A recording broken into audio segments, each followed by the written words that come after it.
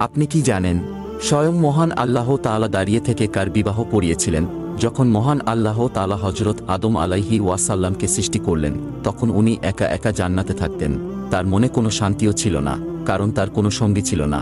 তখন আল্লাহ তাআলা হযরত আদম আলাইহি ওয়াসাল্লামকে ঘুম পাড়িয়ে দিলেন এবং উনার বাম পাজরের হাড় দিয়ে একজন নারীকে সৃষ্টি করলেন।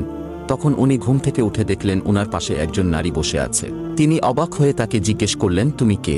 তখন হযরত হাওয়া আলাইহি ওয়াসাল্লাম জবাব দিলেন, আল্লাহ তাআলা আমাকে আপনার সঙ্গী হিসেবে সৃষ্টি করেছেন। তিনি হাওয়া আলাইহি ওয়াসাল্লামকে ধরতে চাইলেন, কিন্তু ফেরেশতারা বাধা দিলেন। তারা বললেন, প্রথমে আপনাদের বিয়ে হবে। ফেরেশতারা তাদের দুজনকে বিয়ের সাজে সাজিয়ে আল্লাহর দরবারে হাজির করলেন এবং সেই বিয়ের মোহরানা ছিল আমাদের প্রিয় নবীজির উপর 10 বার দুরূদ শরীফ পাঠ করা। অতএব আল্লাহ তাআলা দাঁড়িয়ে থেকে তাদের বিবাহ দিয়ে জান্নাতে পাঠিয়ে দিলেন। সুবহান আল্লাহ।